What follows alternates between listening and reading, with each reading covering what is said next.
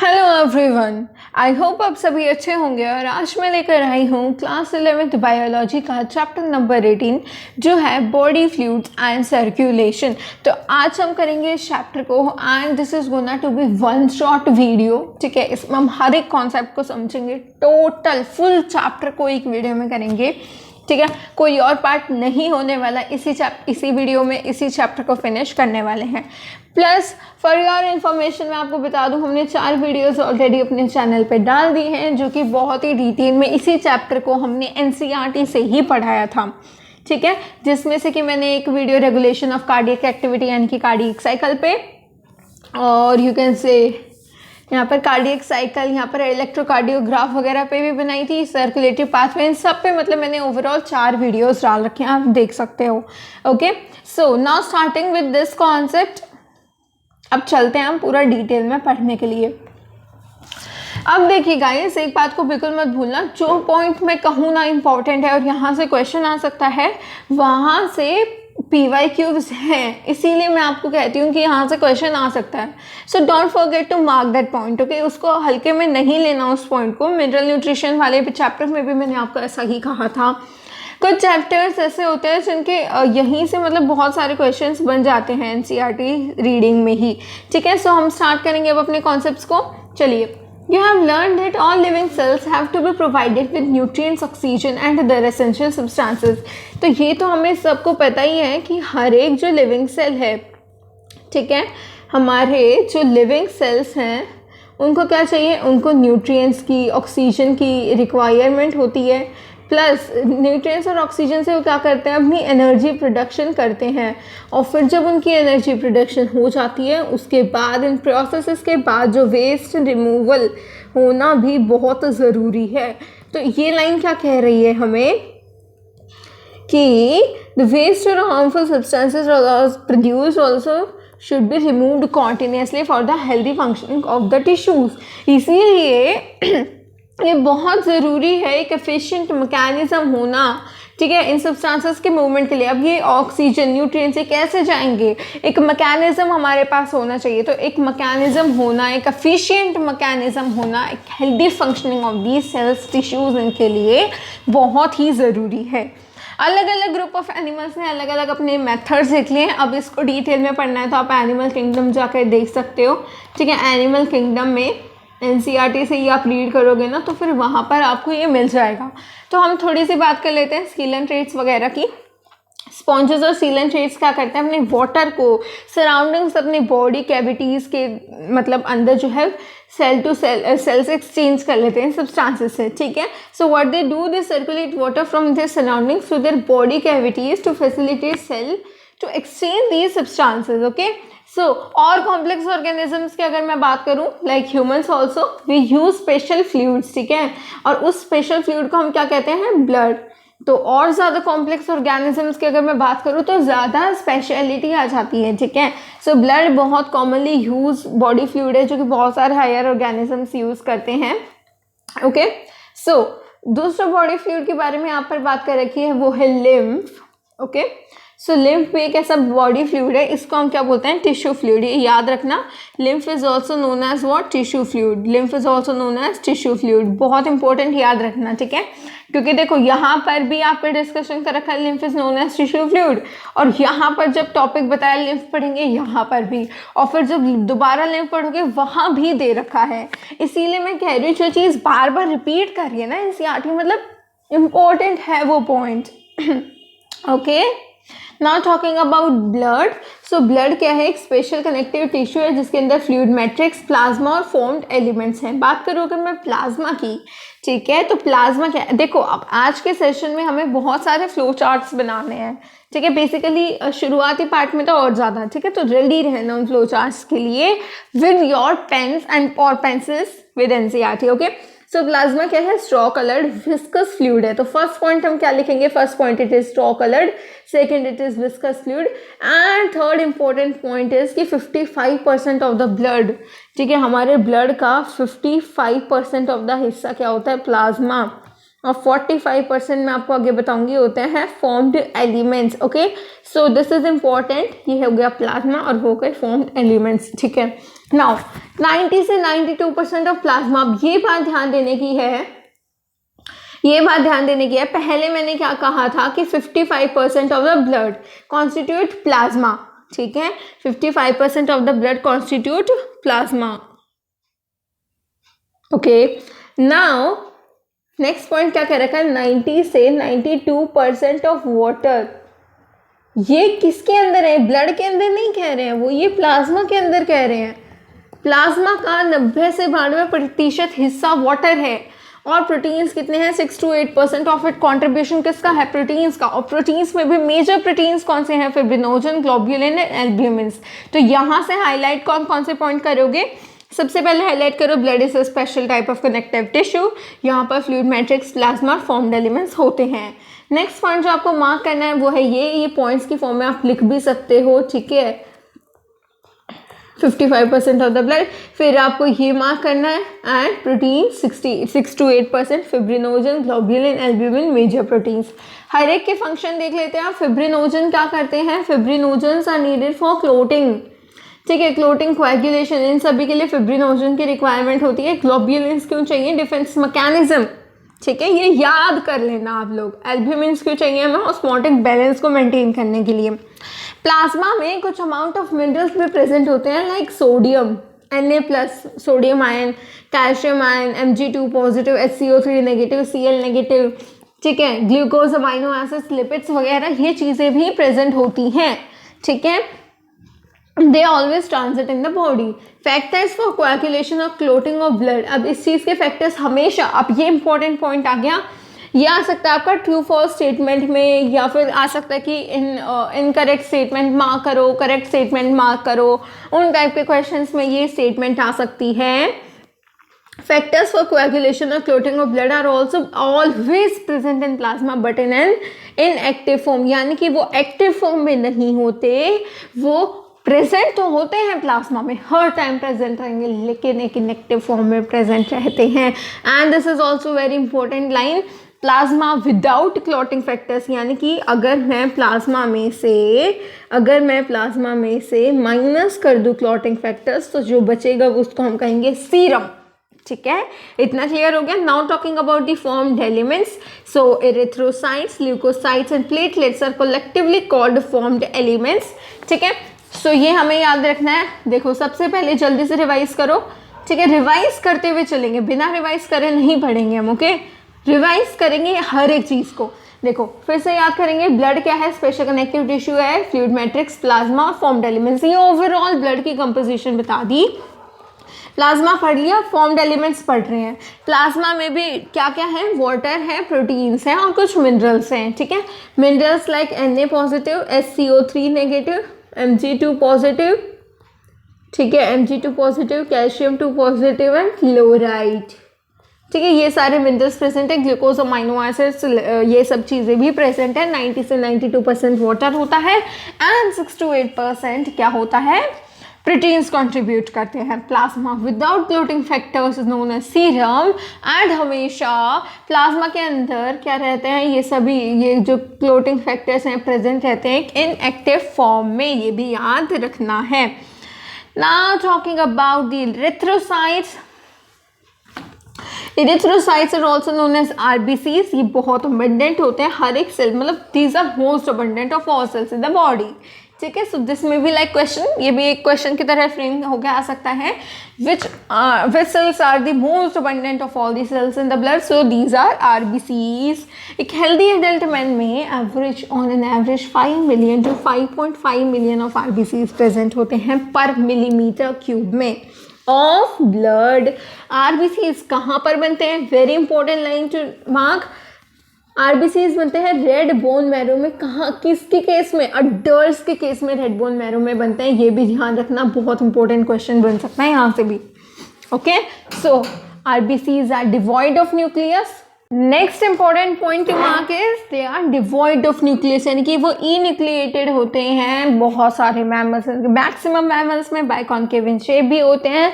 They are red coloured. क्यों होते हैं वो रेड कलर्ड, ठीक है, क्योंकि उनके पास एक आयरन कंटेनिंग कॉम्प्लेक्स प्रोटीन होता है, ये याद रखना, प्रोटीन होता है। हीमोग्लोबिन को हम क्या कहते हैं? प्रोटीन कहते हैं। ये भी पॉइंट याद रखना, ठीक है। क्या याद रखना है कि हीमोग्लोबिन एक कॉम्प्लेक्स प्रोटीन होता है, hence the colour and name of these cells. A healthy individual, अब हीमोग्लोबिन की अगर मैं बात करूं तो एक हेल्दी इंडिविजुअल में on an average 12 to 16 gram of haemoglobin present होता है in every 100 millilitres of blood. तो ये इन्फॉर्मेशन भी आपको याद होनी चाहिए। सबसे पहले मैंने आपको याद करने के लिए कहा था 5 million to 5.5 million of RBCs पर millimetre cube of blood. Now I'm talking about 12 to 16 gram of hemoglobin in every 100 milliliter of blood. These molecules play a very significant role in transport of respiratory gases. ये तो हमें पता है, haemoglobin बहुत important role play करता है, ठीक है। और हमने रेस्पिरेशन वाले चैप्टर में और अच्छे से पढ़ लिया। RBCs have an average lifespan, ये भी याद रखना है। देखो NCERT का हर एक पॉइंट याद रखना है ना। तो हम जो मार्किंग मैं कहती हूँ ना, मार्किंग वो तो बिल्कुल ऐसी होती है कि हाँ इसमें से तो क्वेश्चन आने के पूरे चांसेस हैं। वैसे तो NCERT पूरी ही याद रखनी है, जब भी तो हम पढ़ रहे हैं इतनी बारी, राइट। सो हर एक पॉइंट याद होना चाहिए आपको। RBCs की एवरेज लाइफ स्पैन 120 डेज की होती है, और उसके बाद वो कहाँ पर डिस्ट्रॉय होते हैं? जाकर स्प्लीन में, जिसको हम ग्रेवयार्ड ऑफ RBC भी कहते हैं। तो जल्दी से रिवाइज करेंगे एरिथ्रोसाइट्स। चलो इसको हटा के रिवाइज करते हैं, ठीक है। सो एरिथ्रोसाइट्स सबसे पहले हम लिखेंगे एरिथ्रोसाइट्स यानी कि RBCs। कितने होते हैं RBCs? 5 million, okay 5 million to 5.5 million पर मिलीमीटर क्यूब।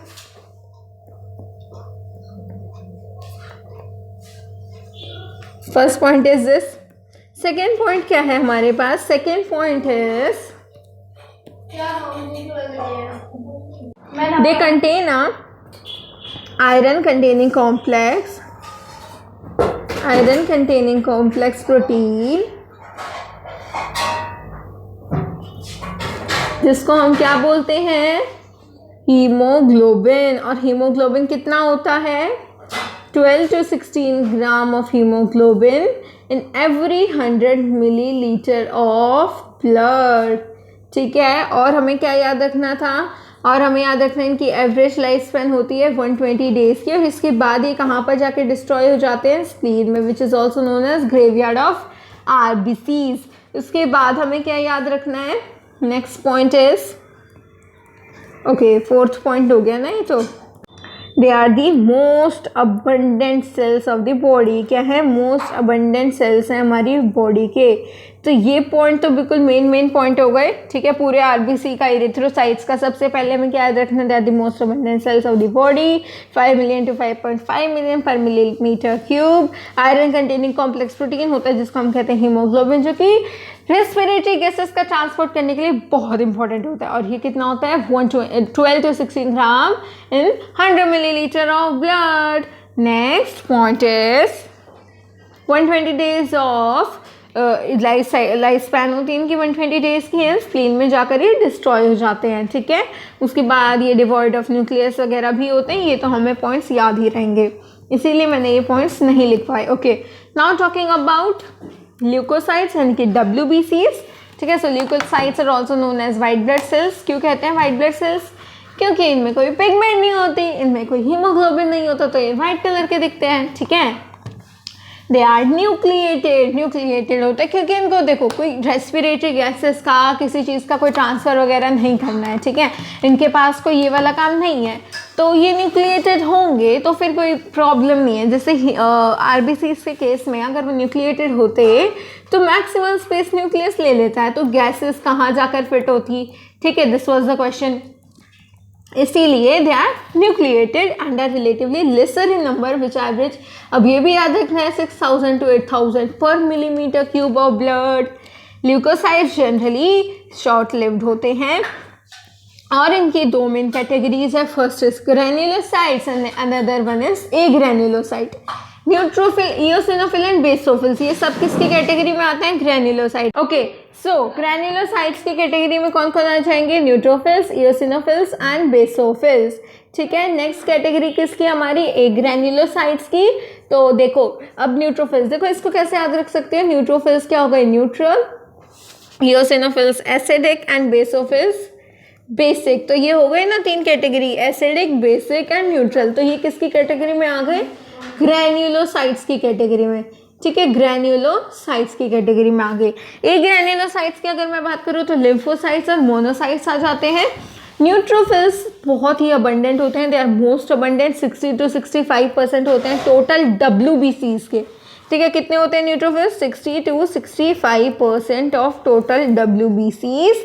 बेसोफिल्स, ठीक है, ये मैक्सिमम में, ये लीस्ट है। बेसोफिल्स कितने होते हैं? 0.5 to 1%। ठीक है, न्यूट्रोफिल्स और मोनोसाइट्स, इन दोनों की अगर मैं बात करूँ, देखो मोनोसाइट्स कितने हैं? 6 to 8% of the total WBCs। सो यहाँ पर मोनोसाइट्स से याद होगा आपको कितने होते हैं? 6 to 8% मोनोसाइट्स होते हैं टोटल WBC काउंट के। न्यूट्रोफिल्स और मोनोसाइट्स कलेक्टिवली क्या होता है? फैगोसाइटिक होते हैं, यानी कि वो फॉरेन जो ऑर्गेनिजम्स हमारी बॉडी में एंटर करते हैं उनको डिस्ट्रॉय करने वाले कौन से WBCs होते हैं? Neutrophils and monocytes. N and M याद रखोगे, MN, ठीक है, MN याद कर सकते हो, NM, जो भी आपको याद रखना है, मतलब इस तरीके से याद रख सकते हो, याद रखना ज़रूरी है।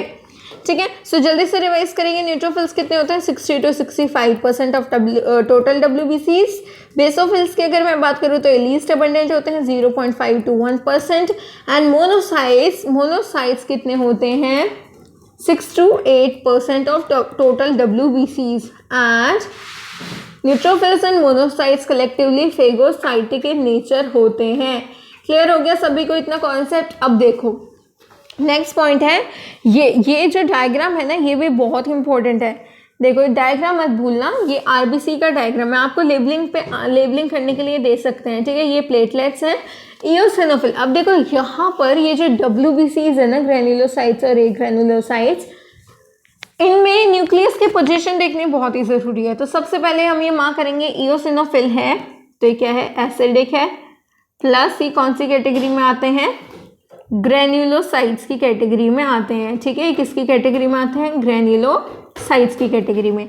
अब ये देखो इनके न्यूक्लियस पे ध्यान दो। ठीक है, अभी हम यहाँ पर वाइट कलर से ड्रॉ कर लेते हैं। ठीक है, और ये क्या है हमारा? तो यहाँ पे क्या है? Bilobe nucleus. क्या है ये? Bilobe nucleus. Okay, so what is it? It is bilobed nucleus. Basophils ये रहे हमारे पास।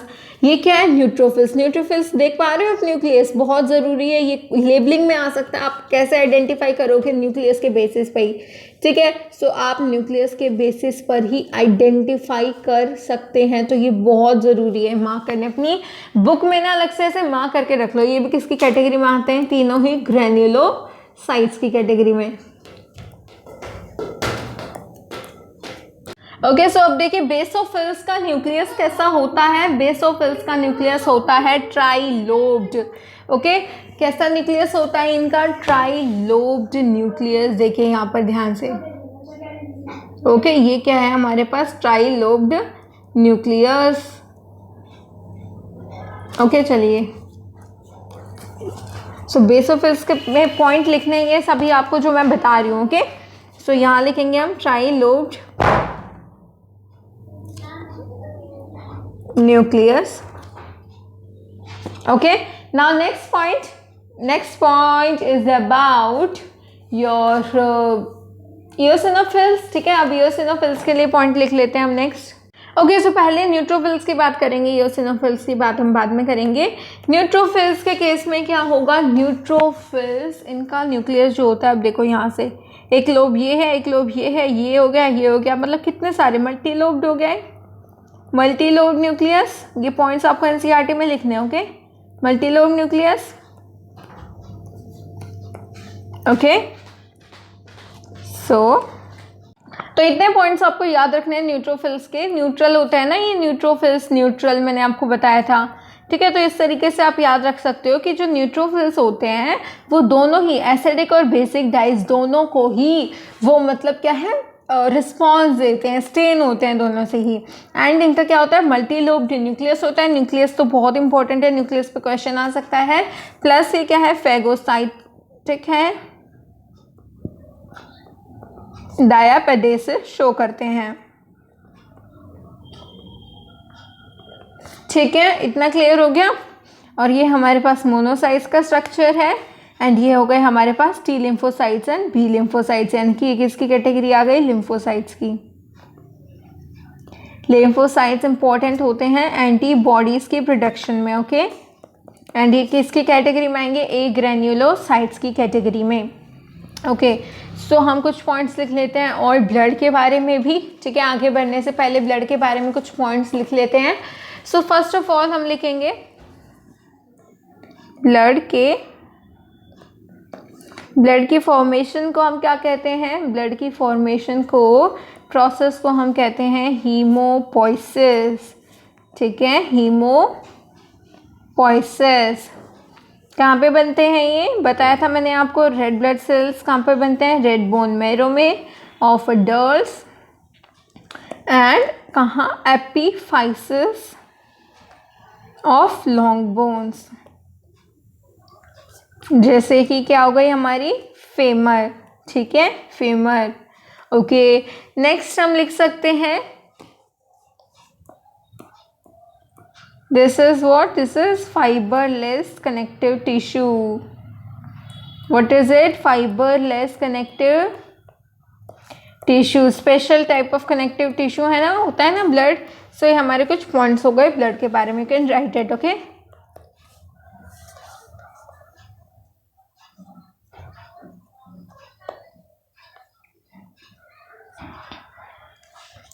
नाउ कमिंग बैक हियर, अब यहाँ पर देखिए बेसोफिल्स की अगर मैं बात करूँ तो बेसोफिल्स क्या क्या सीक्रेट करते हैं, histamine, serotonin, heparin etcetera, and are involve in inflammatory reactions. तो ये बहुत इंपॉर्टेंट है, बेसोफिल्स किसके अंदर इन्वॉल्व होते हैं, इन्फ्लामेटरी रिएक्शंस में इन्वॉल्व होते हैं, ठीक है। तो बेसोफिल्स किस चीज़ में इन्वॉल्व होते हैं, इन्फ्लामेटरी रिएक्शंस में। एओसिनोफिल्स की अगर मैं बात करूँ तो 2 से 3% ये प्रेजेंट होते हैं। द रेजिस्ट इन्फेक्शन, ठीक है, एलर्जिक रिस्पॉन्सेज ये देते हैं, ठीक है, and associated with allergic reactions, ठीक है। सो लिम्फोसाइट्स कितने अमाउंट में प्रेजेंट है, 20 से 25%। मोनोसाइट्स कितने थे, मोनोसाइट्स जल्दी से बताएंगे, मोनोसाइट्स आर 6 to 8%। न्यूट्रोफिल्स की अगर मैं बात करूँ तो ये कितने थे, 60 से 65%। इओसिनोफिल्स कितने प्रेजेंट है, 2 से लेकर 3% तक हैं। बेसोफिल्स की अगर मैं बात करूँ तो ये लीस्ट है, 0.5 to 1%। एंड लिम्फोसाइट्स की अगर हम बात करें तो 20 to 25%, ओके। सो ये सारा डाटा आपको याद रखना है। एंड लिम्फोसाइट्स 2 तरह के होते हैं, मैंने आपको बताया था, बी और T. B lymphocytes, T lymphocytes antibodies, immune responses ये देते हैं बॉडी में, एंटीबॉडीज फॉर्मेशन में हेल्प करते हैं। ये हम पढ़ेंगे 12th में ह्यूमन हेल्थ एंड डिसीजेज में डिटेल में। Now talking about another concept, अब बात करेंगे हम थ्रोम्बोसाइट्स की। थ्रोम्बोसाइट्स क्या है, सेल फ्रेगमेंट्स हैं जो कि मेगा कैरियोसाइट से बनती हैं, ठीक है। ये इंपॉर्टेंट लाइन आ गई, सेल फ्रेगमेंट्स जो कि मेगा कैरियोसाइट से बनते हैं। मेगा कैरियोसाइट्स क्या है, special cells in the bone marrow, ठीक है। सो मेगा कैरियोसाइट्स भी याद रखना क्या होते हैं, they are special cells and कहाँ पर लोकेटेड होते हैं, बोन मेरो में। ब्लड नॉर्मली कंटेन्स, अब देखो ये भी याद रखना कितने होती हैं प्लेटलेट्स, देखो इतने नंबर होती है प्लेटलेट्स की पर मिलीमीटर ऑफ क्यूब, ठीक है। सो ये कितना हो गया, देखो 15 लाख, ओके। सो 1.5 लाख, ओके। सो कितने होते हैं, 1.5 लाख से 3.5 लाख पर मिलीमीटर ऑफ क्यूब, यानी कि 1,50,000 से 3,50,000 तक प्रेजेंट होते हैं पर मिलीमीटर क्यूब ऑफ इतनी प्लेटलेट्स प्रेजेंट होती हैं। Platelets can release a variety of substances, most of which are involve in the coagulation और क्लोटिंग ऑफ ब्लड, ठीक है। सो ये भी बहुत इंपॉर्टेंट है, देखो। और यहीं से हमारा एक कॉन्सेप्ट आता है जो कि हमें समझना है, जो कि है thrombocytopenia. Thrombocytopenia, less amount of platelets in the body. Less amount of platelets in the body. Clear? Thrombocytopenia उस डिसीज़ को कहते हैं, क्योंकि देखो इस डिसीज़ में क्या होता है, देखो प्लेटलेट्स जो है एक ऐसी वेराइटी, कुछ सब्सटेंसेस ऐसे, मतलब वो ऐसे सब्सटेंसेस रिलीज करती हैं जो कि ब्लड क्लॉटिंग में एसेंशियल होती हैं, ठीक है। And reduction in their number can lead to clotting disorders at which will lead to excessive loss of blood from the body. Now talking about important concept जो कि आ गया ब्लड ग्रुप्स का। सो ABO blood grouping होती है, RH blood grouping होती है, ये तो आई थी रेसस मंकी से, और एक होती है हमारे पास ABO ब्लड ग्रुपिंग। सो ABO ब्लड ग्रुपिंग को हम जल्दी से डिस्कस कर लेते हैं, कुछ खास नहीं है यहाँ पर। ABO ब्लड ग्रुपिंग में ब्लड ग्रुप A है तो RBC पे जो एंटीजन प्रेजेंट होगा वो होगा A, ठीक है। एंटीजन याद रखना, एंटीजन कह रही हूँ, और एंटीबॉडीज़ किसके अगेंस्ट होंगी, इसके पास एंटी-B, इस तरीके से, ठीक है। एंटीजन ए ब्लड ग्रुप है ना, देखो ये लिखा हो एंटीजन A एंड एंटीबॉडीज एंटी-B होंगे। डोनर ग्रुप कौन कौन इसको डोनेट कर सकता है, वो ब्लड ग्रुप A वाला और ब्लड ग्रुप O वाला। O वाले के पास एक्चुअली क्या है, कोई भी एंटीजन नहीं है और एंटीबॉडीज़ हैं, यानी कि अगर हम किसी ऑर्गेनिज्म जिसके पास, कोई भी ह्यूमन है जिसके पास O ब्लड ग्रुप है, अगर हम उसको A ब्लड ग्रुप वाले ह्यूमन का ब्लड डोनेट करेंगे तो फिर वो एक्सेप्ट नहीं करेगा, क्योंकि वहाँ पर क्या है, एंटी-A और एंटी-B है उनके ब्लड में, ठीक है। तो यहाँ पर ब्लड ग्रुप O का डोनर ग्रुप क्या होगा, सिर्फ और सिर्फ O। B ब्लड ग्रुप की अगर मैं बात करूँ तो एंटीजन क्या है, B और एंटी-A प्रेजेंट है, एंड यहाँ पर भी O ब्लड ग्रुप गिव कर सकता है, दे सकता है। ABB की बात करूँ तो दोनों ही ब्लड एंटीजन्स प्रेजेंट है RBC पे, यानी कि कोई भी एंटीबॉडी प्रेजेंट नहीं है, और हर एक टाइप का यहाँ पर जो है ह्यूमन डोनेट कर सकता है ब्लड। तो इसको हम देखो यहाँ से समझो, AB में जो डोनर्स ग्रुप है, यानी कि इसको, ये जितने भी हमने ब्लड ग्रुप पढ़े हर किसी का जो है ब्लड रिसीव कर सकता है। तो AB को हम बोलते हैं यूनिवर्सल रिसिपिएंट, और डिटेल में आप समझोगे ना जब आपको समझ आ जाएगा। एक्चुअल में AB पॉजिटिव को बोलते हैं universal recipient and O negative को बोलते हैं यूनिवर्सल डोनर। अच्छा, ऐसा क्यों बोलते हैं, देखो O को देख रहे हो, डोनर ग्रुप में हर एक ग्रुप में O आ रहा है ना, इसीलिए यूनिवर्सल डोनर, ठीक है। सो हम यहाँ पर देखो ब्लड ग्रुप A किस किस को डोनेट कर सकता है, ब्लड ग्रुप A को डोनेट कर सकता है और AB को डोनेट कर सकता है, ठीक है। और B की बात करूँ तो ब्लड ग्रुप B किस किस को कर सकता है, B को और AB को, ठीक है। और ब्लड ग्रुप B ले किस किस से सकता है, ब्लड ग्रुप B ले सकता है O से और B से, ठीक है, वही बात हो गई, O से और B से। A किस किस से ले सकता है, O से और A से। एंड ब्लड ग्रुप AB की बात करूँ तो ये तो AB और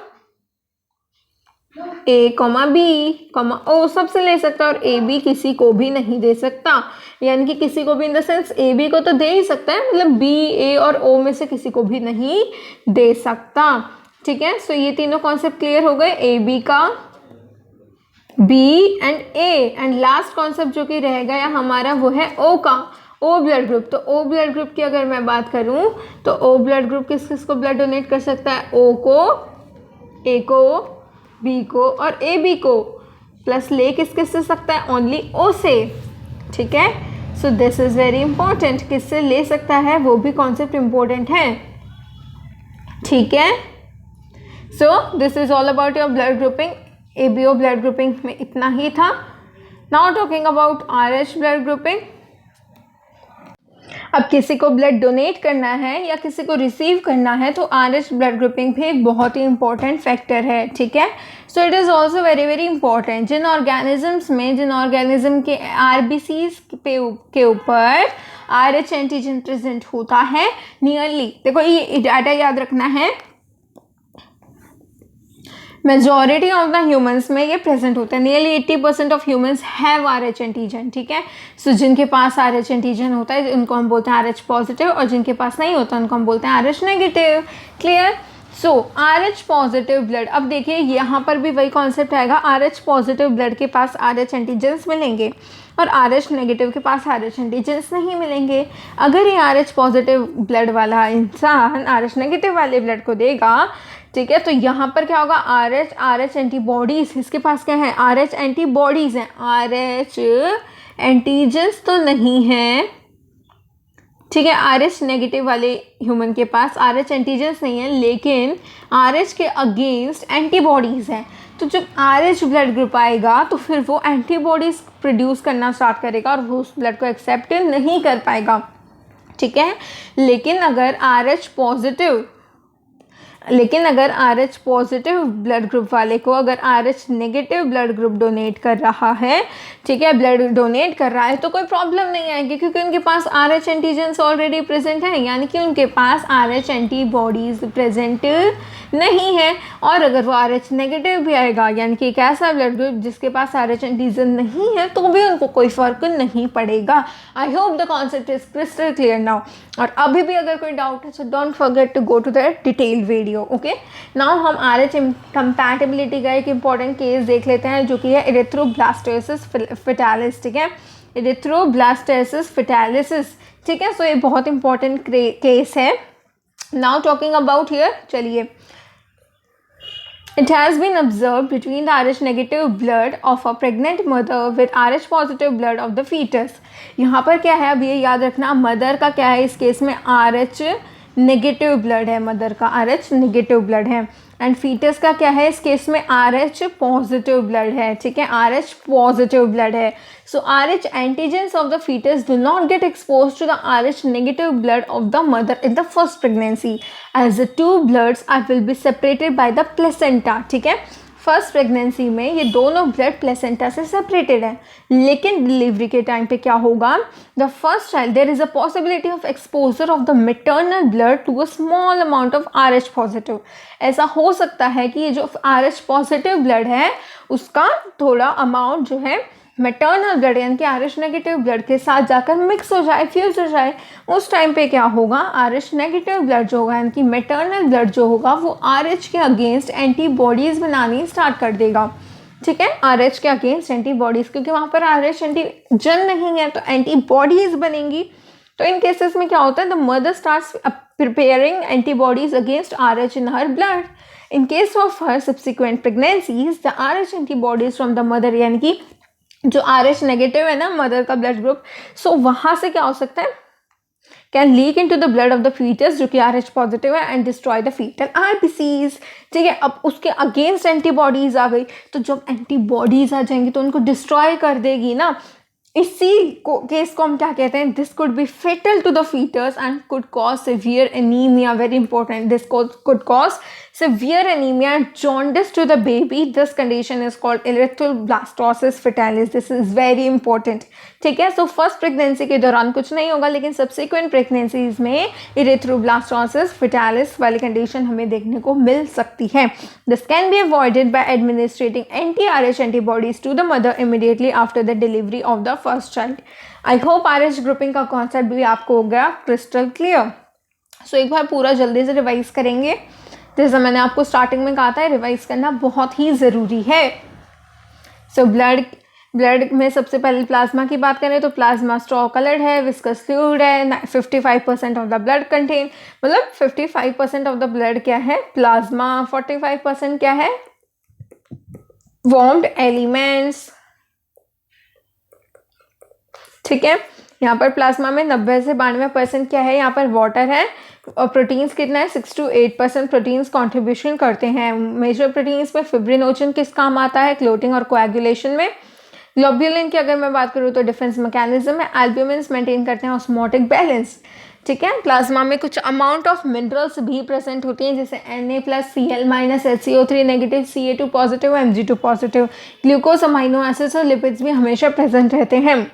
अगर मैं बात करूँ क्लॉटिंग फैक्टर्स की तो वो हमारे ब्लड में प्लाज्मा में प्रेजेंट होते हैं, लेकिन एक इनएक्टिव फॉर्म है। Serum, plasma without clotting factors is known as serum. Formed elements की अब मैं अगर बात करूँ सो एरिथ्रोसाइट्स मोस्ट अबंडेंट हैं, 5 मिलियन to 5.5 मिलियन होते हैं एडल्ट मेन में। ठीक है, 12 to 16 gram of haemoglobin in every 100 millilitre of blood present होता है। बाइकॉन्केव इन शेप होता है, डिवॉइड ऑफ न्यूक्लियस। ठीक है, इनके पास एक कॉम्प्लेक्स प्रोटीन होता है जिसको हम कहते हैं हीमोग्लोबिन, जिसकी वजह से इनके अंदर रेड कलर आता है, और इसीलिए हमने एरिथ्रोसाइट्स का नाम भी रेड ब्लड सेल लिख रखा है।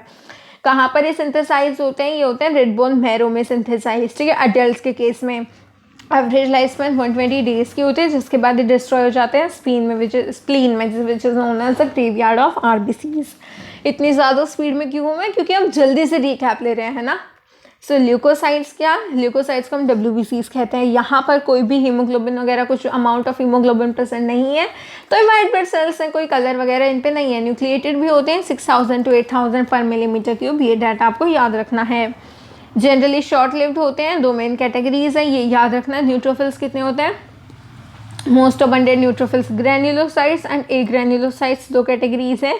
ग्रैन्युलोसाइट्स की अगर मैं बात करूँ तो न्यूट्रोफिल्स, ईओसिनोफिल्स एंड बेसोफिल्स होते हैं। एंड एग्रैन्युलोसाइट्स की अगर मैं बात करूँ तो एग्रैन्युलोसाइट्स में होते हैं मोनोसाइट्स एंड लिम्फोसाइट्स, ठीक है। लिम्फोसाइट्स किस चीज़ में आते हैं, काम, इम्यून रिस्पॉन्स देते हैं। मोनोसाइट्स और न्यूट्रोफिल्स फैगोसाइटिक in नेचर होते हैं, ठीक है। बेसोफिल्स में हिस्टामिन, सेरोटोनिन, हेपेरिन यानी कि इन्फ्लामेटरी रिएक्शंस में इन्वॉल्व होते हैं। ईओसिनोफिल्स इन्फेक्शंस को रेजिस्ट करते हैं। Then I talk about platelets. Platelets की बात करी थी। थ्रोम्बोसाइट्स जिनको हम कहते हैं, कहाँ से कैसे प्रोड्यूस होता है, मेगा कैरियोसाइट्स से, जो कि स्पेशल सेल्स होते हैं बोन मैरो के। Blood normally contains 1.5 lakh to 3.5 lakh of platelets पर मिलीमीटर क्यूब, ठीक है। देखो 1.5 लाख टू, इसको हम क्या कह सकते हैं, 1 10 100 1000 and 1000 लाख, तो 1,50,000 भी कह सकते हैं, 1.5 भी कह सकते हैं, की बात है। प्लेटलेट्स में कुछ मतलब वो क्या कर सकते हैं, क्लॉटिंग फैक्टर्स ये देते हैं, ठीक है। और थ्रोम्बोसाइटोपिनिया भी मैंने आपको बताया था। And reduction in their number can lead to clotting disorder, जिसकी वजह से एक्सेसिव ब्लड लॉस भी हो सकता है। ब्लड ग्रुप्स की फिर मैंने बात करी थी, ABO ब्लड ग्रुपिंग, जिसमें से कि सिर्फ और सिर्फ आपको एक टेबल याद रखने और कुछ याद रखने की ज़रूरत नहीं है, ठीक है। और इम्पॉर्टेंट बात है कि AB+ positive universal recipient, O negative universal donor. चलो ये बता देती हूँ मैं आपको। देखो AB पॉजिटिव यूनिवर्सल रिसिपिएंट क्यों हैं, AB पॉजिटिव यूनिवर्सल रिसिपिएंट मैंने कहा, सिर्फ और सिर्फ AB को क्यों नहीं कहा। अब तो आपको वैसे भी समझ आ गया होगा, क्योंकि मैंने RH वाला केस समझा दिया आपको। क्योंकि देखो इनके पास RH एंटीजन अब प्रेजेंट है। अगर O पॉजिटिव अगर कोई आया देने के लिए, या फिर A पॉजिटिव आया, या फिर B पॉजिटिव आया, या फिर AB पॉजिटिव आया, ठीक है, ये एक्सेप्ट सबसे कर सकता है। लेकिन इनके पॉजिटिव यानी कि RH प्रेजेंट होने के कारण यहाँ RH इनकम्पैटिबिलिटी हो सकती है, ठीक है। सो यही बात इंपॉर्टेंट है। O नेगेटिव में फिर RH नहीं होगा, इसीलिए वो यूनिवर्सल डोनर हो गए। फिर मैंने बात याद आपको समझाई थी RH ग्रुपिंग की। RH जो है नियरली 80% ऑफ द ह्यूमंस में प्रेजेंट होता है, और उन इंडिविजुअल्स को RH पॉजिटिव और RH नेगेटिव जिनमें नहीं होते ये एंटीजन, उनका RH नेगेटिव कहा जाता है, ठीक है। ये सभी तो इम्पोर्टेंट और आसान सी बातें हैं, ठीक है।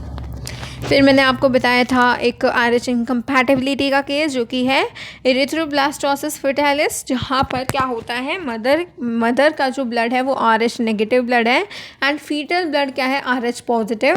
तो डिलीवरी के टाइम पे दोनों ब्लड अगर मिक्स हो जाते हैं तो फिर वहाँ RH इनकम्पैटिबिलिटी हमें देखने को मिल सकती है, और फिर नेक्स्ट प्रेगनेंसी में एरिथ्रोब्लास्टोसिस फेटालिस हो सकता है, जिसकी वजह से सिवियर एनीमिया और जॉन्डिस हो सकता है बेबी को, okay.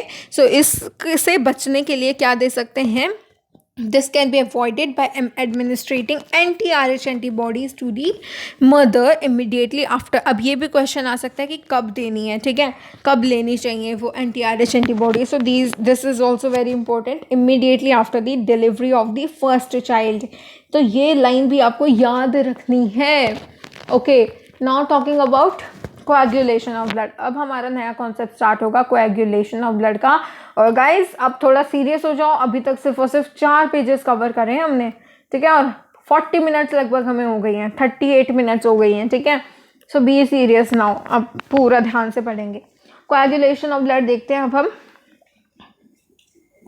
This is a mechanism to prevent excessive loss of blood from the body. You would have, अब देखो वो आप जब भी ब्लड लॉस होता है तो वो डार्क रेडिश ब्राउन सा वो नहीं बन जाता स्कम टाइप का। This is a mechanism to prevent excessive loss of blood from the body, ठीक है। अब देखो यहाँ पर ये मेनली थ्रेड्स का जो फाइबर्स इसके जिससे बना होता है ना, उसको हम क्या बोलते हैं, फिब्रिन बोलते हैं, ठीक है। सो इस बात का ध्यान रखना। इट इज़ अ क्लॉट और coagulum form mainly of network of threads called fibrins. तो किसके नेटवर्क, किसके थ्रेड के नेटवर्क से बना होता है, फिब्रिन्स के, in which dead and damage formed elements. अब देखो वो नेटवर्क तो है लेकिन किस चीज़ का, फिब्रिन्स तो हमने कह दिया, लेकिन कौन कौन से पार्टिकल्स आके अटकाए हैं हमने उस नेटवर्क को बनाने में, ठीक है। तो वो कौन कौन से पार्टिकल्स हैं, वो है damage formed elements of blood are trapped here. Clear हो गया। Fibrins are formed in the conversion of inactive fibrinogen in the plasma. अब ये आपको यहाँ पर फ्लो चार्ट बनाना है। फिब्रिन्स कैसे बनते हैं, इनएक्टिव फिब्रिनोजन जो है ना, इनएक्टिव फिब्रिनोजन, ठीक है। तो ये चलिए लिखते हैं यहाँ पर, ओके। सो क्या कहा है यहाँ पर, it is form by the conversion of inactive fibrinogen, inactive fibrinogens in the plasma, inactive है ये, बाय द एंजाइम थ्रोम्बिन, ठीक है। फिब्रिनोजन इनएक्टिव स्टेट में होता है, फिर ये फिब्रिन में कन्वर्ट हो जाता है बाय द एंजाइम थ्रोम्बिन, ये भी याद रखेंगे। थ्रोम्बिन कैसे बनते हैं, thrombins are formed from another inactive substances present in plasma called prothrombin. तो प्रोथ्रोम्बिन से थ्रोम्बिन बनते हैं, एंजाइम कॉम्प्लेक्स थ्रोम्बोकाइनेस से बनते हैं, ठीक है। तो यहीं पे आप ऐसे लिख सकते हो, प्रोथ्रोम्बिन, थ्रोम्बोकाइनेस, थ्रोम्बिन, ठीक है। इस तरीके से आप यहाँ पर इसका भी चार्ट बना सकते हो।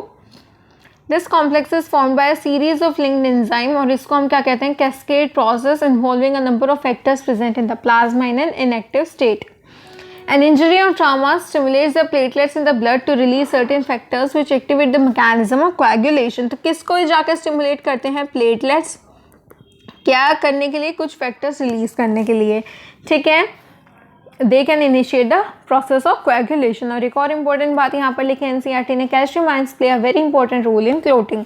तो ये भी ध्यान रखना, कैल्शियम आयंस बहुत इंपॉर्टेंट, ध्यान रखना कैल्शियम आयंस भी एक इंपॉर्टेंट रोल प्ले करते हैं, ठीक है। तो लिम्फ क्या है, टिश्यू फ्लूइड, मैंने आपको बताया था, ओके।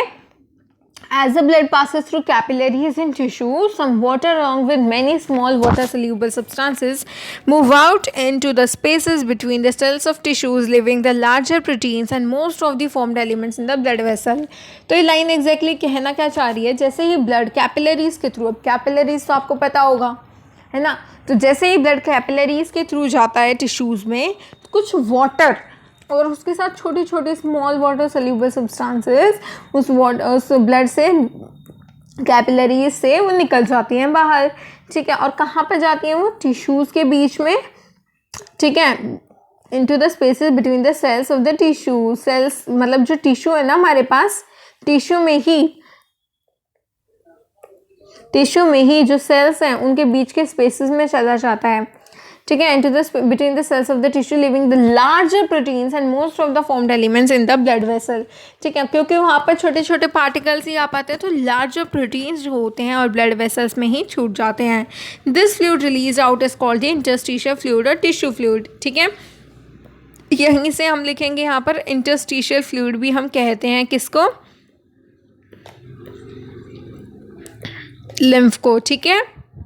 सो ये याद रहेगा अब आपको क्या क्या जाता है लिम्फ में, क्या क्या होता है, वाटर प्लस स्मॉल प्रोटीन्स, ठीक है, स्मॉल जितने भी मतलब स्मॉल फॉर्म्ड एलिमेंट्स, ठीक है। It has the mineral distribution as that in plasma, okay. Plasma ही मिनरल डिस्ट्रीब्यूशन यहाँ पर भी होती है, ठीक है। Exchange of nutrients, gases etcetera between the blood and the cells. अब देखो यही वाला फ्लूइड सेल्स और ब्लड के बीच में प्रेजेंट है, तो इसी फ्लूइड से एक्सचेंज ऑफ दी सब्सटेंसेस होती हैं। An elaborate network of vessels called the lymphatic system collects this fluid, ठीक है। अब ये भी याद रखना, लिम्फेटिक सिस्टम इस फ्लूइड को कलेक्ट करेगा and drains it back to the major veins. The fluid present in the lymphatic system is called the lymph, ठीक है। तो लिम्फेटिक सिस्टम के फ्लूइड को क्या कहते हैं, लिम्फ कहते हैं। लिम्फ क्या है, कलरलेस फ्लूइड है जिसमें स्पेशल लिम्फोसाइट्स प्रेजेंट होते हैं जो कि इम्यून रिस्पॉन्सेज के लिए हेल्पफुल हैं। तो ये भी एक इंपॉर्टेंट लाइन है, ठीक है। लिम्फोसाइट्स कहाँ पर प्रेजेंट होते हैं, लिम्फ में भी प्रेजेंट होते हैं। लिम्फ एक इंपॉर्टेंट कैरियर है न्यूट्रिएंट्स का, हॉर्मोन्स का। Fats are absorb through lymph. अब लेक्टियल्स याद है, लेक्टियल्स जो विलाई में प्रेजेंट थे। डाइजेशन एंड रिजॉर्प्शन पे चले जाओ जल्दी से अगर किसी को लेक्टियल्स याद नहीं है तो, ठीक है। Now talking about the circulatory pathways. Circulatory pathways की अगर मैं बात करूँ तो यहाँ ओपन सर्कुलेटरी सिस्टम और क्लोज सर्कुलेटरी सिस्टम की बात करेंगे। तो ओपन सर्कुलेटरी सिस्टम होता है आर्थ्रोपॉड्स मॉलस्क में, ठीक है। जहाँ पर देखो ओपन सर्कुलेटरी सिस्टम में बच्चे क्या कहते हैं कि ब्लड वेसल्स नहीं होती, बहुत इंपॉर्टेंट कॉन्सेप्ट है। हार्ट है, ब्लड वेसल्स हैं, आर्टरीज हैं, वेन्स हैं? क्या नहीं है फिर? कैपिलरीज नहीं है, बस कैपिलरीज नहीं है, ठीक है, ये नहीं है। और क्लोज सर्कुलेटरी सिस्टम में कैपिलरीज प्रेजेंट होती हैं। ओपन सर्कुलेटरी सिस्टम में क्या होता है, जो भी ब्लड वगैरह आता है वो डायरेक्टली ऐसे ही पूरे जो ऑर्गन्स होते हैं they are bathing in the blood, ठीक है, ऐसा होता है वहाँ पे। एनालिट्स और कॉर्डेट्स के केस में क्लोज सर्कुलेटरी सिस्टम होता है in which the blood pump by the heart is always circulated through a close network of blood vessels. This pattern is considered to be more advantages, क्योंकि यहाँ पर flow जो liquid का fluid का जो flow है उसको हम रेगुलेट कर सकते हैं। Now talking about all vertebrates possess a muscular chambered heart। अब ना देखो, पहले हम बात करेंगे 2 chambered heart की, फिर 3 की, फिर 4 की। अब इंपॉर्टेंट कॉन्सेप्ट आ रहे हैं, ठीक है, तो साथ साथ हम मार्क करेंगे, लिखेंगे और समझेंगे। सभी वर्टिब्रेट्स क्या पोजेस करते हैं, मस्कुलर चैम्बर्ड हार्ट। अब ये भी याद रखना मस्कुलर है। अब वर्टिब्रेट्स की बात करिए, वर्टिब्रेट्स की, ठीक है, तो अपने आप इनवर्टिब्रेट्स नहीं बनाना है इनका। फिशेस के पास 2 चैम्बर्ड हार्ट है, फिशेस के पास 2 चैम्बर्ड हार्ट है with an atrium and a ventricle. Amphibians के पास except crocodiles, amphibians and the reptiles.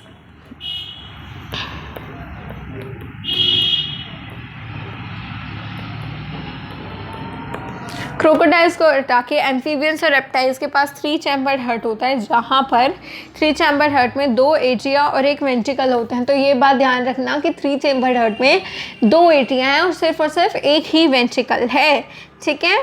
Crocodiles की अगर मैं बात करूँ तो वो ह्यूमंस वाले कैटेगरी में आएंगे, ठीक है। क्रोकोडाइल्स, बर्ड्स और mammals they possess a 4 chambered heart, जहाँ पर 2 एट्रिया और 2 वेंट्रिकल्स हैं। फिशेज में क्या होता है, फिशेज में हार्ट पंप्स आउट, हमेशा हार्ट क्या रिलीज करता है, deoxygenated blood. This is very important. Fishes के केस में हमेशा हार्ट जो है डीऑक्सीजनेटेड ब्लड पंप करता है, जो कि गिल्स के द्वारा फिर ऑक्सीजनेट करा जाता है और वो ऑल ओवर द बॉडी पहुंचाया जाता है, ठीक है। और फिर से जो डीऑक्सीजनेटेड ब्लड होता है वो हार्ट को रिटर्न किया जाता है। इसीलिए इस प्रोसेस को हम क्या कहते हैं, सिंगल सर्कुलेशन। एम्फीबियंस और रेप्टाइल्स के केस में जो लेफ्ट एट्रियम होता है, लेफ्ट एट्रियम, ठीक है, लेफ्ट एट्रियम, देखो एट्रियम तो 2 है ना, एट्रियम 2 है तो हम 2 बना लेते हैं। तो जो लेफ्ट एट्रियम होता है, left atrium receives oxygenated blood from gills, lungs, skin, जो भी है मतलब इनके केस में। और राइट एट्रियम में डीऑक्सीजनेटेड ब्लड, राइट में क्या आएगा, डीऑक्सीजनेटेड ब्लड, और लेफ्ट में क्या आएगा, ऑक्सीजनेटेड ब्लड, ठीक है। लेकिन वो मिक्स कहाँ पर हो जाते हैं, जो सिंगल वेंट्रिकल है ना हमारा, यहाँ पर आके मिक्स हो जाते हैं, फिर मिक्स्ड ब्लड वो ट्रांसपोर्ट होता है, इसीलिए उसको हम कहते हैं इनकम्प्लीट डबल सर्कुलेशन, ठीक है। सो मिक्स्ड ब्लड यहाँ पर ट्रांसपोर्टेशन। तो क्वेश्चन आ सकता है कि मिक्स्ड ब्लड किसके केस में ट्रांसपोर्ट होता है, तो लिखेंगे reptiles, amphibians, reptiles, amphibians and except crocodile जरूर लगा लेना, ठीक है, एक्सेप्ट क्रोकोडाइल्स। बर्ड्स और मैमल्स के केस में तो पूरा हम पढ़ेंगे अभी, ऑक्सीजनेटेड और डीऑक्सीजनेटेड ब्लड, लेफ्ट और राइट एट्रिया, ठीक है, ये लेंगे, फिर वेंट्रिकल्स में डालेंगे, एक वेंट्रिकल में, फिर पूरा प्रोसेस। चलो हम आगे पढ़ते हैं यहाँ पे। ह्यूमन सर्कुलेटरी सिस्टम, चलिए यहाँ से पढ़ते हैं। इसके आपको खुद रीडिंग लगानी पड़ेगी, बहुत आसान कॉन्सेप्ट है, ठीक है। तो ये मैं पूरा आपको डायग्राम से एक्सप्लेन कर दूंगी, तो ये आप खुद रीड कर लेना। नाउ यहाँ पर अब आ जाते हैं, ओके। सो यहाँ पर देखिए, ये हर एक लेबलिंग आपको याद होनी चाहिए, ठीक है। ये क्या है, वेना कावा, ये क्या है, वेना कावा, ये क्या है, पल्मोनरी, पल्मोनरी क्या, pulmonary Wien, okay. Now this is, okay guys, sorry it's not pulmonary Wien, ये पल्मोनरी आर्टरी है, बल्कि पल्मोनरी वीन हमारे पास ये है, ठीक है। तो ये क्या है, पल्मोनरी वीन, और इसको हम लेबल करेंगे एज पल्मोनरी आर्टरी, ठीक है। सो इतना क्लियर हो गया, vena cava, pulmonary artery, pulmonary Wien, ये हो गई है aorta. This is sinoatrial node, जो कि बहुत इंपॉर्टेंट है, बहुत पढ़ेंगे हम कार्डियक साइकिल में। This is AV node, this is bundle of hairs, ठीक है। एंड लेफ्ट वेंट्रिकल ये हो गया, राइट वेंट्रिकल, ये सब हमने मतलब पूरी डिटेल में हमने पढ़ रखे हैं। इसीलिए ना मतलब मैं आपको इन छोटे छोटे पॉइंट्स में मैं आपको दोबारा नहीं बताना चाहती, क्योंकि हमारे पास टाइम कम है। अब बस इतने पॉइंट्स आप याद रख लेना, क्योंकि ये कार्डियक साइकिल में रिपीट होने वाले हैं बार बार। Atrium and ventricles of the same side are also separated by thick fibrous tissue atrium और वेंट्रिकल, एक साइड के एट्रियम और वेंट्रिकल किससे कनेक्टेड है, सेपरेटेड है एट्रियोवेंट्रिकुलर सेप्टम से। However, each of these septa are provided with an opening, और इस ओपनिंग को ही पढ़ाने के लिए मैं यहाँ पर वापस आई हूँ। ओपनिंग है, ठीक है, ये opening between right atrium and right ventricle, right के बीच की जो ओपनिंग है उसको मैं क्या कहूँगी, 3 मस्कुलर फ्लैप से वो कनेक्टेड है ट्राइकस्पिड एंड लेफ्ट की जो है वो है बाइकस्पिड। तो यहाँ देखो ये राइट एट्रियम, ये राइट वेंट्रिकल, यहाँ वाली ये जो ओपनिंग है ये है ट्राइकस्पिड वेल्व, एंड यहाँ वाली ओपनिंग को हम क्या कहेंगे, बाइकस्पिड वेल्व यानी कि मिट्रल वेल्व। क्लियर हो गया। चलो अब समझ से हम आगे चलते हैं।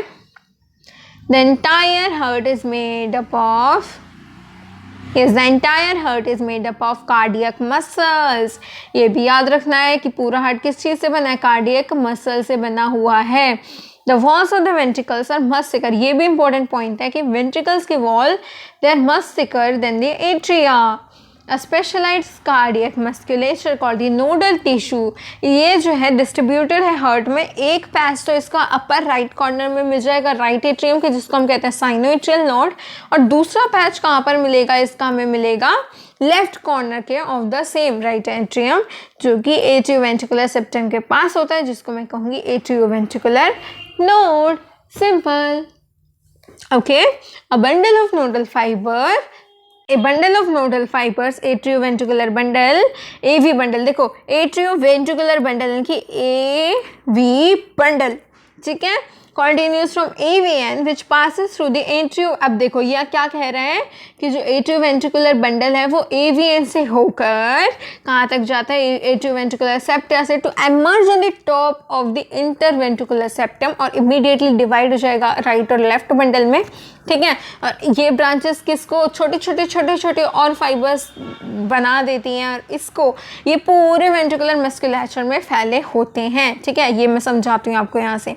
देखो ये एवीएन से होता हुआ, देखो यहाँ पर ये एवीएन से गया, ये जो एट्रियोवेंट्रिकुलर सेप्टम था इसको क्रॉस करते हुए यहाँ से अब ये राइट और लेफ्ट और राइट में 2 हिस्सों में बन गया, और फिर यहाँ से छोटे फाइबर्स आते हैं जिनको हम क्या कहते हैं, पुरकिंजे फाइबर्स। ओके, यहाँ लिखा नहीं हो गया, ठीक है। तो यहाँ दे रखा है बंडल ऑफ फिल्स, और यहाँ पर इनको हम क्या कहते हैं, पुरकिंजे फाइबर्स। Clear, पुरकिंजे fibres. ओके, इतना क्लियर हो गया। पूरे वेंट्रिकुलर मस्कुलेचर पे डिस्ट्रीब्यूटेड होते हैं। Now talking about these fibres along with right and left bundles are known as bundle of His। The nodal musculature has the ability, अभी important concept आ गया, ये जो नोडल मस्कुलेचर है इसके पास एबिलिटी है to generate action potential without any external stimuli, यानी कि क्या है, ऑटो एक्साइटेबल है, ठीक है। बहुत इंपॉर्टेंट कॉन्सेप्ट है ये। However, the number of action potentials that could be generated in a minute vary at different parts of the nodal system। जो SAN है यानी कि cyano-auricular node, it generates the maximum number of action potentials।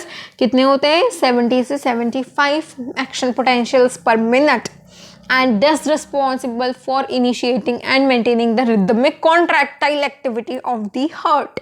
ठीक है, यही rhythmic contraction relaxation जो हमें बहुत पढ़ना है कार्डियक साइकिल में, यही रिस्पॉन्सिबल है कौन, साइनो-ऑरिकुलर नोड, जो कि ऑटो एक्साइटेबल है। क्लियर, हमारा हार्ट नॉर्मली 70 से 75 टाइम्स बीट करता है 1 मिनट में। तो इतना कॉन्सेप्ट आपको क्लियर हो गया पूरा। अब देखो ये आपको खुद रीड करना है, और लेकिन हाँ अगर आपको इसमें कोई डाउट है ना, you can ask in the comment section, ठीक है, you can ask in the comment section, इसमें डाउट है। लेकिन आप अगर इसको एक बार रीड करोगे ना, इट्स वेरी सिंपल, ठीक है, क्योंकि ये डायग्राम वाला ही यहाँ पर पूरा एक्सप्लेन कर रखा है, और ये वैसे मैंने आपको ये जो इंपॉर्टेंट कॉन्सेप्ट था ये मैंने आपको समझा ही दिया। Now coming on to cardiac cycle. अब कार्डियक साइकिल बहुत इंटरेस्टिंग है गाइस, किसी को भी डाउट है ना कार्डियक साइकिल में, बहुत सारे बच्चों को कंफ्यूजन रहती है। Don't forget to go in that detail session. Cardiac cycle के लिंक मैं आपको डिस्क्रिप्शन बॉक्स में दे दूंगी। बहुत इंपॉर्टेंट, बहुत ही इंटरेस्टिंग सेशन रहेगा इसका, अभी भी आसान तरीके से समझेंगे। Let's get started. As the tricuspid and bicuspid valves are open. सबसे पहले क्या होता है, जॉइंट डायस्टोल। पूरा मैंने आपको सेशन में ना याद करा रखा है, अभी आप ना जा सकते हो सेशन पे, जस्ट आपको 30 मिनट्स देनी। यहाँ पर तो हम 10 से 15 मिनट्स में कवर कर देंगे, मैक्सिमम 15 मिनट्स, ठीक है। तो वहाँ पर आपको हाफ आवर में मिलेगा, so that's a detail session.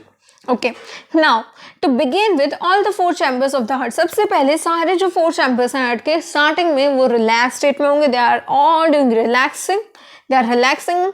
Now इस रिलैक्सेशन को हम कहते हैं जॉइंट डायस्टोल। देखो वर्क कॉन्ट्रैक्शन हो रही है, कॉन्ट्रैक्शन अगर हो रही है, कॉन्ट्रैक्शन को हम कहेंगे सिस्टोल, ठीक है, और रिलैक्सेशन को हम कहेंगे डायस्टोल, ठीक है।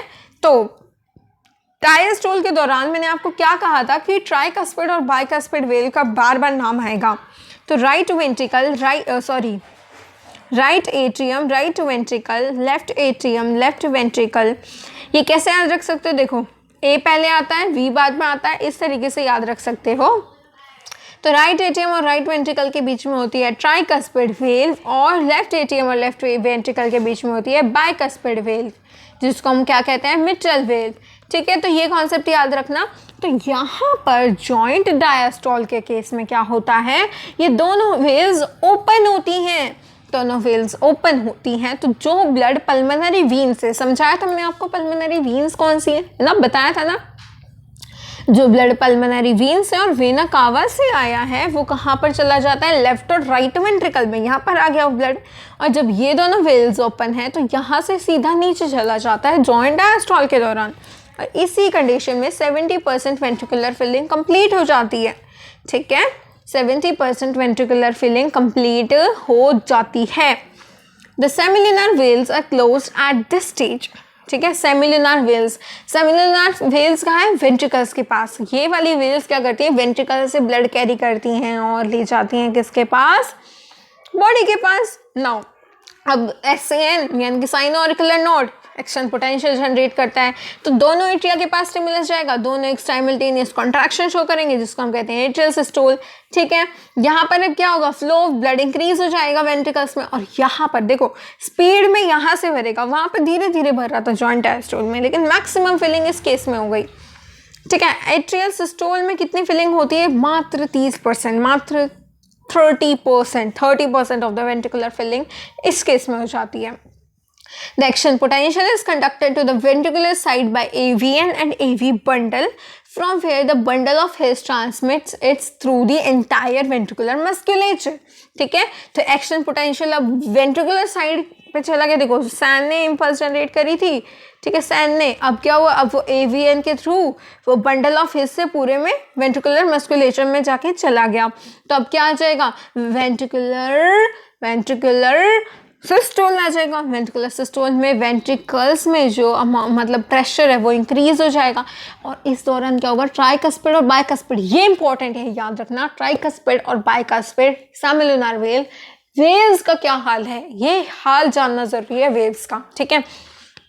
ट्राइकस्पिड और बाइकस्पिड वेल्स इस दौरान बंद रहेंगी due to attempted backflow of blood into the atria, क्योंकि अगर ये ओपन रहेंगी तो इतना प्रेशर है ना, तो वापस ऊपर चला जाएगा वेंट्रिकल से एट्रिया में, जो कि हमें प्रिवेंट करना है, ठीक है। As the ventricular pressure increases further, semilunar waves, यहाँ पर जो पल्मोनरी आर्टरी जो मैंने आपको दिखाई थी डायग्राम में, वो उनको जो गार्ड कर रही है ना सेमिलुनर वेल, वो ओपन हो जाती है, और एओर्टा जो कि लेफ्ट साइड पे प्रेजेंट है उसकी वाली वेल भी ओपन हो जाती है। दोनों ओपन होंगी तो वेंट्रिकल्स का इतना प्रेशर है वो ब्लड इन दोनों में, एओर्टा में और पल्मोनरी आर्टरी में चला जाता है। और आर्टरी क्या करती है, artery carries blood away from the heart, ठीक है, artery carries blood away from the heart. So ventricles now relax, ventricular diastole and the ventricular pressure, relax हो गए वेंट्रिकल्स, यानी कि वेंट्रिकुलर डायस्टोल हो गया, and the ventricular pressure falls, धीरे धीरे कम हो जाएगा, इसलिए सेमिलुनर वेल्स भी बंद हो जाएंगी ताकि बैक फ्लो ना हो ब्लड का वापस से वेंट्रिकल्स में। As the ventricular pressure declines further, the tricuspid और बाइकस्पिड वेल फिर से ओपन हो जाएंगी, फिर से एट्रिया का ब्लड, यानी कि फिर से जॉइंट डायस्टोल हो गया, फिर से एट्रिया का ब्लड वेंट्रिकल्स में आएगा। The blood now once again move freely to the ventricles. The ventricles and the atria are now again in a relaxed joint diastole stage, जैसे पहले थे, नाउ फिर से स्वयं जनरेट करेगा एक्शन पोटेंशियल, एंड ऐसे ये इवेंट्स चलते रहेंगे। तो एक बात ध्यान रखना, यहाँ पर 0.8 सेकेंड की होती है कार्डियक साइकिल, 0.8 सेकेंड की होती है हमारी एक कार्डियक साइकिल, ठीक है, एक कार्डियक साइकिल, जिसमें से कि 0.4 सेकेंड यानी कि हाफ ऑफ द टाइम ये जो दोनों हमारे फेसेस हैं ये क्या कर रहे होते हैं, रिलैक्स कर रहे होते हैं, ठीक है। And atrial systole, atrial systole कितनी देर का होता है, एट्रियल सिस्टोल होता है 0.1 सेकेंड का। एंड वेंट्रिकुलर सिस्टोल कितनी देर का होता है, वेंट्रिकुलर सिस्टोल होता है 0.3 सेकेंड्स का। तो ये आप बात याद रखना, ठीक है। और इसके अकॉर्डिंग क्या हो जाएगा, अगर मैं ओवरऑल वेंट्रिकुलर डायस्टोल की बात करूँ तो 0.4 सेकेंड प्लस 0.1 सेकेंड, यानी कि वेंट्रिकुलर डायस्टोल कितनी देर का होता है, 0.5 सेकेंड का।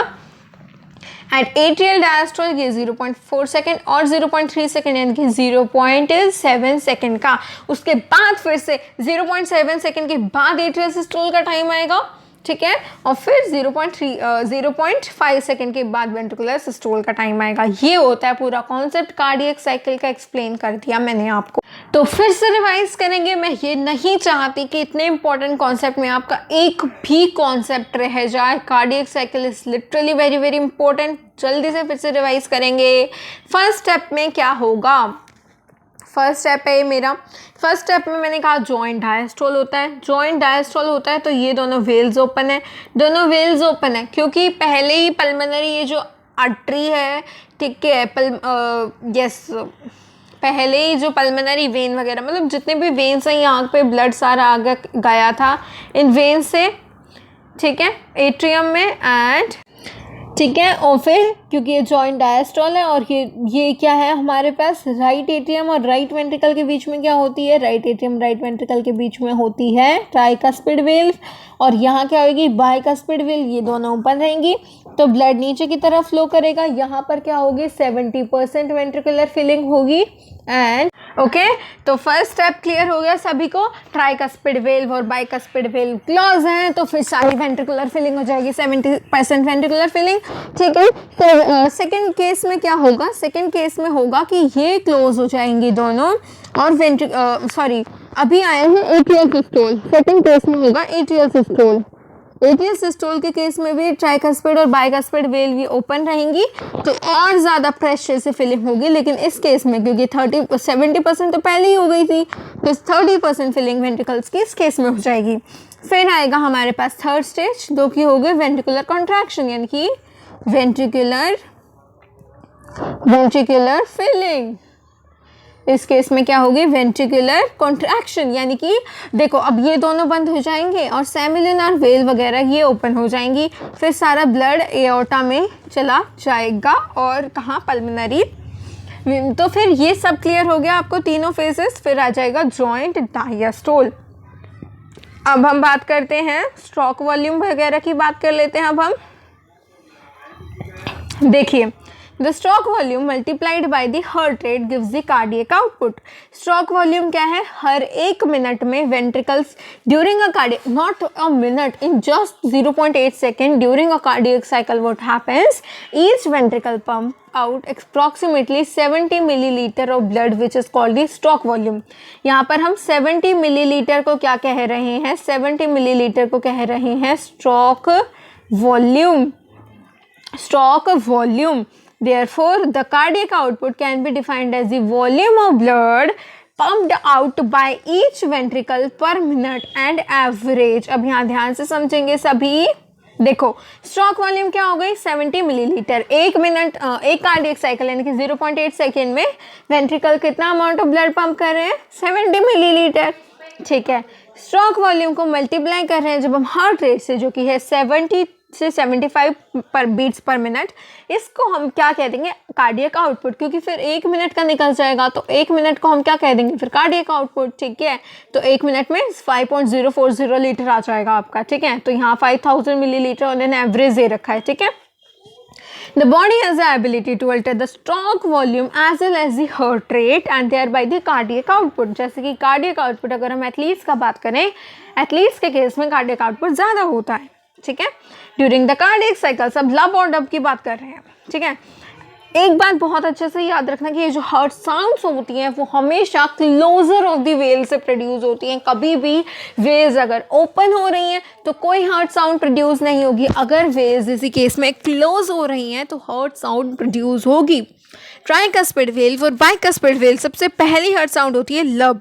तो ट्राइकस्पिड और बाइकस्पिड वेल्व क्लोज होंगी तो लब प्रोड्यूस होगी. सेकंड साउंड है डब, जब सेमिलुनर वेल्स क्लोज होंगी. तो आई होप आपको कार्डियक साइकिल का पूरा कॉन्सेप्ट हो गया crystal clear. Now coming on to the electrocardiograph, ठीक है. इसी से हम जो है अपने चैप्टर के एंड की तरफ बढ़ रहे हैं. इसके बाद सिर्फ एक कॉन्सेप्ट रह जाएगा जो कि है disorders of the circulatory system, ठीक है. तो अब देखिए इलेक्ट्रोकार्डियोग्राफ के बारे में. देखो अब यहाँ हम समझेंगे इलेक्ट्रोकार्डियोग्राफ क्या है. एक मशीन का नाम है इलेक्ट्रोकार्डियोग्राफ जो कि हमारे हार्ट की इलेक्ट्रिकल एक्टिविटी को मेजर करती है, ठीक है. It is use to obtain what, it is use to obtain electrocardiogram gram, ठीक है. ECG is a graphical representation of the electrical activity of the heart during a cardiac cycle. This is important. ECG को obtain करने के लिए patient is connected, अब ये important points है यहाँ पर. A patient is connected to the machine with 3 electrical leads. ज़्यादा इन्फॉर्मेशन चाहिए अगर हमें तो ज़्यादा लीड्स भी हम लगा सकते हैं, लेकिन 3 तो ये मस्ट है. एक हम रिस्ट पे लगाएंगे और 2 एंकल पे लगाएंगे, ठीक है. 2 एंकल पे लगाएंगे, एक रिस्ट पे लगाएंगे, sorry 1 to each wrist, sorry wrist होगी जो हैंड की, हैंड रिस्ट पे दोनों पे लगाएंगे एक एक, और एक लगाएंगे हम लेफ्ट एंकल पे. That continuously monitor the heart activity. Detail evaluation के लिए बहुत सारी लीड्स हम लगा देते हैं चेस्ट रीजन पे भी. Okay, each peak in the ECG is identified with the letter from P to T at correspond to a specific electrical activity of the heart. अब यहाँ देखो P वेव जो है, P वेव रिप्रेजेंट क्या कर रही है. It is representing depolarization of the atria, depolarization of the atria, ठीक है. यानी कि क्या रिप्रेजेंट कर रही है, excitation of atria which leads to the contraction of both atria. फिर ये जो QRS हमारी ये जो आ गई QRS complex, it is representing depolarization of ventricles, यानी उनकी कॉन्ट्रैक्शन, ठीक है. वेंट्रिकल्स की कॉन्ट्रैक्शन के बाद क्यू वेव देखो and marks the beginning of the systole, ठीक है. अब टी वेव क्या रिप्रेजेंट कर रही है, टी वेव रिप्रेजेंट कर रही है कि वापस से एक्साइटेड से नॉर्मल स्टेट में आ गए हमारे repolarization. T wave is representing repolarization of the ventricles and the end of T wave marks the end of systole. Clear हो गया. P wave क्या कर रही थी, डीपोलराइजेशन ऑफ एट्रिया. QRS क्या कर रहे थे, depolarization of the ventricles. T wave क्या कर रही है, रीपोलराइजेशन ऑफ दी वेंट्रिकल्स, यानी कि systole and. Obviously, by counting the number of QRS complexes that occur in a given time period, one can determine the heartbeat rate of an individual. Since the ECGs obtained from different individuals have roughly the same shape for a given lead configuration, any deviation, अब इस ये जो हमारी shape है ना, ये ठीक है, ये जो हमें मिला है ना, ये इस तरीके का, इससे अगर कोई भी डेविएशन होती है तो फिर अब देखो हम तो थोड़ा ऊपर नीचे बना रहे हैं, लेकिन इतना ही होना चाहिए. थोड़ा भी ऊपर नीचे होगा तो कोई ना कोई डिसऑर्डर होता है. जो कार्डियोलॉजिस्ट होते हैं वो इसको बहुत अच्छे से डिटेक्ट कर सकते हैं. तो इससे कोई भी डेविएशन नहीं होनी चाहिए इस ग्राफ से. Now talking about the double circulation, ठीक है. डबल सर्कुलेशन समझ लेते हैं अब हम. डबल सर्कुलेशन में क्या होता है, चलो यहाँ से पढ़ेंगे. चलो इतना तो हमें पता है कि जो ब्लड पंप राइट वेंट्रिकल करेगा वो कहाँ पर जाएगा, पल्मोनरी आर्टरी में, और लेफ्ट वेंट्रिकल जो ब्लड पंप करेगा वो जाएगा एओर्टा में. सो जो deoxygenated blood pumped into the pulmonary arteries passed on the lungs from where the oxygenated blood. अब ये पूरा ना अगेन आप खुद रीड करोगे, ठीक है. मैं डायग्राम से समझाऊंगी, आप इसको खुद रीड करोगे, पर डायग्राम से मैं आपको 2-3 बार समझा दूंगी. देखो आपको भी तो कुछ होमवर्क मिलना चाहिए ना, दिस इज वेरी इंपॉर्टेंट. देखो यहाँ पर लंग्स हैं, ठीक है. तो राइट एट्रिया अब देखो यहाँ राइट एट्रियम में क्या होता है, डीऑक्सीजनेटेड ब्लड।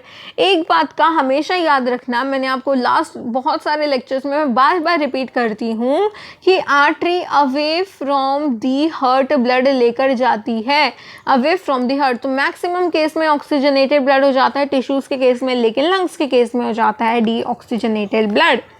तो ये एक्सेप्शन याद करने की जरूरत नहीं है कि पल्मोनरी आर्टरी एक्सेप्शन है, it carries a deoxygenated blood. No, yes it is kind of exception दूसरे डेफिनेशन के अकॉर्डिंग, लेकिन अगर मैं इस डेफिनेशन के अकॉर्डिंग बात करूँ ना तो ये कोई एक्सेप्शन नहीं है, it's not an exceptional case.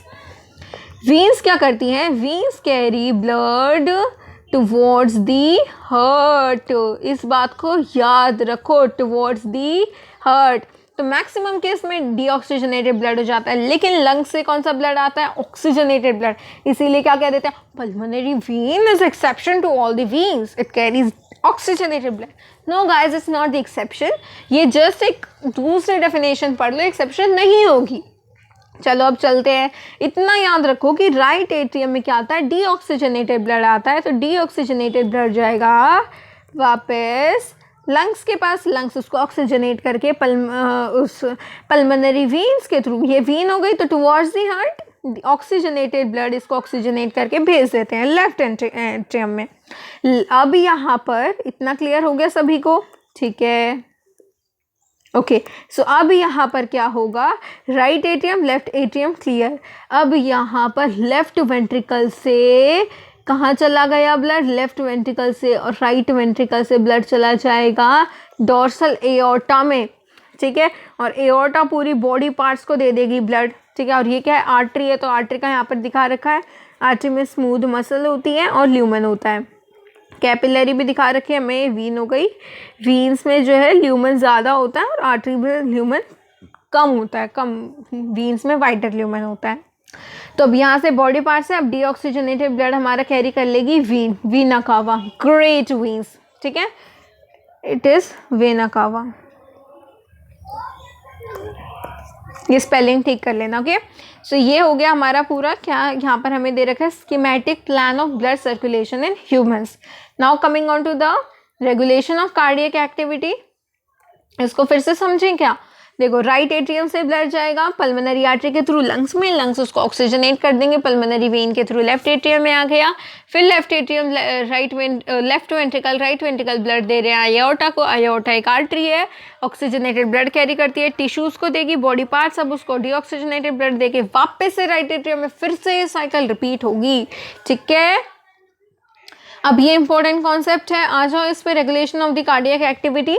Normal activities of the heart regulated intrinsically, यानी कि ऑटो रेगुलेटेड हैं, स्पेशलाइज मसल है, नोडल टिश्यू, ठीक है, क्योंकि हमारा हार्ट क्या है, मायोजेनिक, ये इंपॉर्टेंट है, हमारा हार्ट कैसा है, मायोजेनिक इन नेचर, खुद ऑटो एक्साइटेबल है हमारा हार्ट, कोई ब्रेन वगैरह को जो है इम्पल्सेस जनरेट करने की ज़रूरत नहीं है, हमारा हार्ट खुद ही इम्पल्सेस जनरेट कर लेता है, it is auto excitable, okay. A special neural centre in the medulla oblongata, अब ये याद रखना, medulla oblongata can moderate the cardiac function through the autonomic nervous system ANS से neural signals through the sympathetic nervous system, एक part है ANS का, अब इसको डिटेल में पढ़ोगे आप नर्व्स वाले चैप्टर में, एज यू नो, ठीक है। आगे चैप्टर पढ़ोगे सब समझ आ जाएगा, जस्ट एक बार रीडिंग कर लो। Neural signals through the sympathetic nervous system, जो कि ANS का यानी कि ऑटोनॉमिक नर्वस सिस्टम का ही पार्ट है, यहाँ से न्यूरल नर्व्स जो होती हैं, they can increase the rate of heart beat, the strength of ventricular contraction and thereby the cardiac output. On the other hand parasympathetic neural signal क्या कर सकते हैं, can decrease the rate of heart beat, speed of conduction, action potential and thereby the cardiac output. क्या है इसमें समझाने लायक, adrenal medullary hormones can also increase the cardiac output. तो ये थर्ड पॉइंट हो गया, सेकंड पॉइंट हो गया, फर्स्ट पॉइंट हो गया, सब आपको याद रखना है, ये भी याद रखना है। तो ये पूरा आपको पैराग्राफ खुद से ही याद रखना पड़ेगा, कुछ यहाँ समझाने लायक नहीं है। Now coming on to the disorders of the circulatory system, last topic of the class, high blood pressure.